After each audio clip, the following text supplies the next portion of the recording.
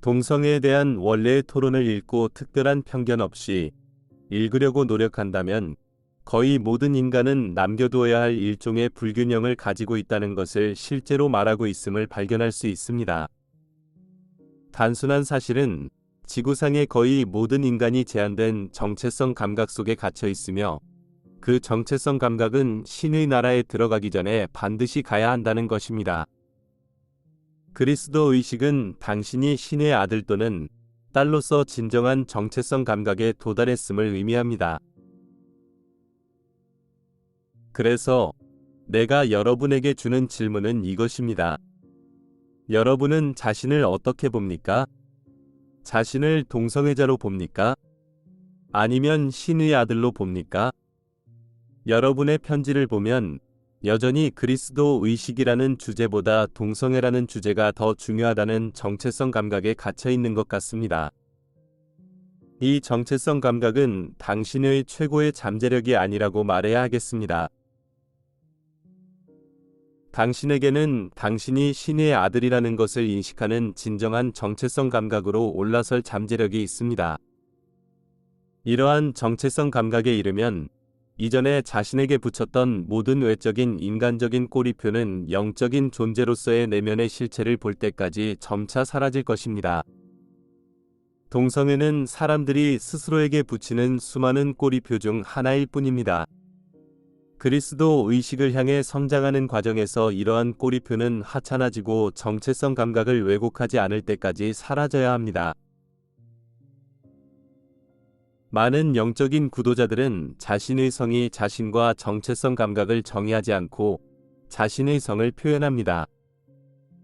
예를 들어, 많은 영적인 구도자들은 자신을 이성애자로 정의하지 않습니다. 그들의 성은 단순히 그들에게 문제가 되지 않습니다. 내가 우려하는 것은 여러분이 그리스도 의식을 향한 영적인 여정을 걷는 것입니다. 실제로 자신의 동성애를 인정하면서 그 여정을 걸어온 사람들이 있습니다. 그들이 동성애 때문에 영적인 여정에 발목을 잡히지 않는 한 나는 그것에 대해 아무런 문제가 없습니다. 그리고 그들이 동성애를 초월할 의지가 있다면 그것이 실제로 그들 자신에게서 오는 것이라면 말입니다. 내가 보는 문제는 너무 많은 동성애자가 자신의 동성애에 집착하고 다른 사람들과 사회가 자신의 동성애를 정상적이고 자연스러운 것으로 인정해야 할 필요성에 집착하고 있다는 것입니다. 따라서 동성애자들에게는 영적인 여정을 걷는 것보다 동성애에 대한 인정을 받는 것이 더 중요해졌습니다. 친구여, 이것은 단순히 당신의 영적인 성장을 가속하지 못합니다. 그것은 영적인 성장을 늦추거나 심지어 중단시킬 것입니다. 그건 그렇고 이것은 동성애에만 국한된 것이 아닙니다. 다른 많은 사람도 특정한 외적 꼬리표에 너무 집착하여 그것이 영적인 성장과 영적인 성장 사이에 끼어들게 합니다. 한 가지 예로 매우 신실한 많은 사람이 스스로를 근본주의 그리스도교인으로 분류하고 그리스도 의식을 향한 개인적인 여정을 걷는 것보다 전 세계를 근본주의 그리스도교로 개종시키는 것이 더 중요하다고 믿습니다. 그들은 인간이 만든 나에 대한 이미지를 핑계로 내가 한 일을 할 수 없는 필멸의 존재라는 제한된 정체성 감각을 받아들입니다. 내가 중요한 담화에서 설명했듯이 어떤 것이든 마음에 덫이 되어 여정을 걷지 못하게 할 수 있습니다. 나의 소망은 이원적인 마음에서 비롯된 상대적인 꼬리표로 정의되는 모든 덫에서 벗어나는 것입니다. 당신은 왜곡과 같은 단어를 사용했고 동성애자들은 닫힌 문 뒤에서만 사랑을 표현할 수 있어야 한다고 말했는데 이는 사람들이 동성애자들에 대한 혐오와 차별을 정당화하기 위해 사용하는 용어입니다. 나는 왜곡이라는 단어를 성범죄자이며 아무런 제약 없이 성범죄를 저지르고 싶은 욕망 때문에 동성애를 사회에서 인정받기 위해 싸우고 있는 사람들을 지칭하기 위해 특별히 사용했습니다. 이성애자 성범죄자가 있듯이 동성애자 성범죄자도 존재한다는 것을 알고 있으리라 생각합니다. 내가 성적인 지향과 관계없이 그러한 성범죄를 용인하지 않는다고 생각하나요? 나는 사람들이 닫힌 문 뒤에서만 사랑을 표현할 수 있어야 한다고 말한 적이 없습니다. 나는 한 사회가 동성결혼의 합법성을 인정하지 않거나 동성애를 금지해서는 안 되는 것이 이상적이라고 말했습니다. 또한 동의하는 성인 사이에서 일어난 일이고 법을 위반하지 않는 한 사회가 사람들의 가정의 사생활을 침해해서는 안 된다고 말했습니다.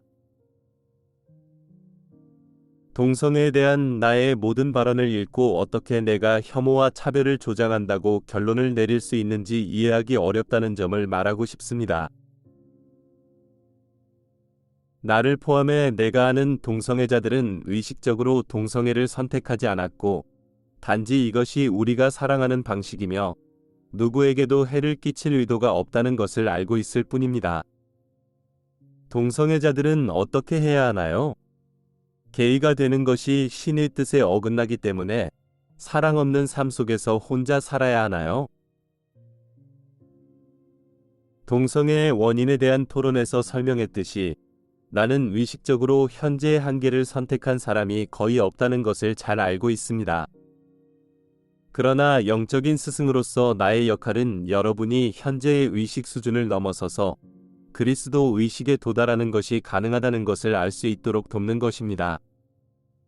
나는 당신의 생명 흐름으로 알려진 무의식적인 실제에 당신을 다시 연결하려고 합니다. 나는 모든 인간이 개인적인 그리스도 의식을 향한 영적인 여정을 걷는 것을 보고 싶습니다.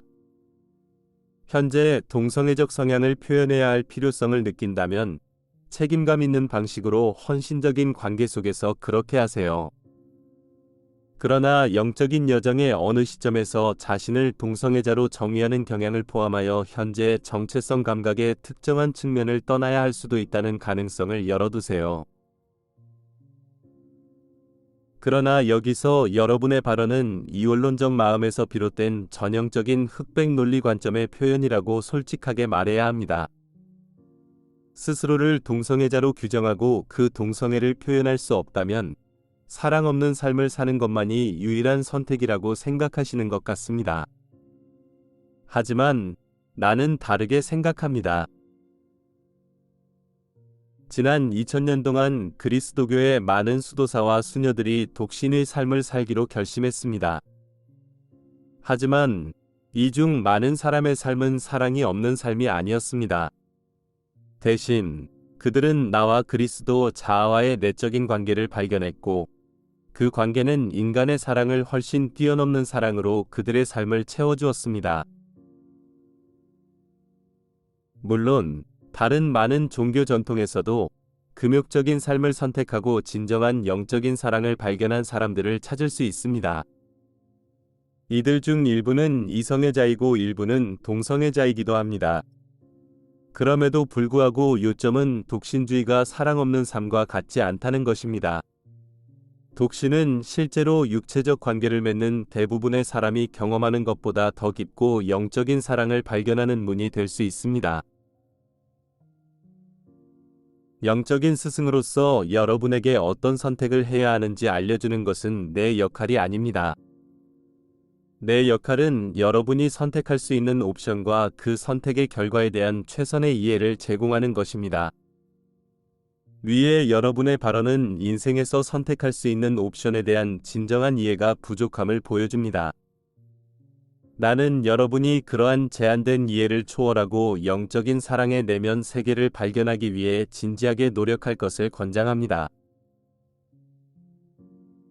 알다시피 많은 사람이 동성애를 없애달라고 기도했거나 전환 치료를 받았지만 아무 소용이 없었습니다. 이 주제에 대해 당신이 착각하고 있는 것일까요? 동성애의 영적인 원인에 대한 논의에서 나는 많은 사람의 생명 흐름들이 여성적 측면과 남성적 측면 사이의 불균형을 해결하기 위해 동성애 경향이 있는 육체로 태어나기로 선택했다고 설명합니다. 이 상황의 실체는 생명 흐름이 자신의 불균형에 직면하고 의식적으로 그것을 극복하기를 원한다는 것입니다. 다시 말해, 생명 흐름은 의식적으로 교훈을 배우기를 원합니다. 그런 생명 흐름들에게는 나 또는 신께 동성애를 없애달라고 기도하는 것은 아무런 소용이 없습니다. 그렇게 한다면 생명 흐름의 더 깊은 수준에서 이루어지는 자유의지 선택을 위반하는 것입니다. 의식하는 마음이 이러한 선택을 인식하지 못할 수도 있지만 직관을 예리하게 하고 그리스도 자아와 더 많이 접촉하여 이러한 더 깊은 선택을 인식할 수 있는 옵션이 있습니다. 또한 동성애를 해결하고 초월하는 방법에 대한 이해를 위해 기도할 수 있는 선택권도 있습니다. 열린 마음과 가슴으로 경청한다면 그러한 기도에 대한 응답을 실제로 받게 될 것입니다. 그리고 이 웹사이트에서 그러한 답변 중 일부를 찾을 수 있습니다. 내가 여기서 말하고 싶은 것은 동성애나 다른 어떤 상태도 누구에게서든 빼앗을 수 없다는 것입니다. 의식적으로 그것을 극복하고 때로는 어렵고 힘들고 불편한 작업을 통해 심리적인 걸림돌을 해결해야 합니다. 이것은 실제로 많은 생명 흐름이 육화에 오기 전에 선택한 것입니다. 그러나 삶의 영적인 측면을 철저히 이해하지 못하는 문화에서 자랐기 때문에 많은 생명 흐름은 영적인 성장의 필요성을 느끼지 못합니다. 이것이 내가 이 웹사이트를 만든 이유 중 하나이며 생명 흐름들이 삶의 모든 측면이 영적인 성장의 기회라는 것을 깨닫도록 도울 수 있기를 바랍니다. 어떤 종류의 치료를 받든 진정한 내면의 변형을 목표로 해야 합니다. 그런 점에서 대부분의 그리스도교 교회들에서 제공하는 치료법은 부적절합니다. 동성애자가 이성애자로 전환되어야 한다는 전제 아래서는 효과적인 치료법을 만들 수 없습니다. 한 생명 흐름이 의식적으로 불균형을 발견하고 해결해야만 자신을 동성애자로 인식하게 하는 외부의 낙인을 넘어설 수 있다는 전제하에서만 효과적인 치료법을 만들 수 있습니다. 다시 말해, 치료의 전제는 생명 흐름이 그리스도 의식에 도달하도록 돕는 것이어야 합니다.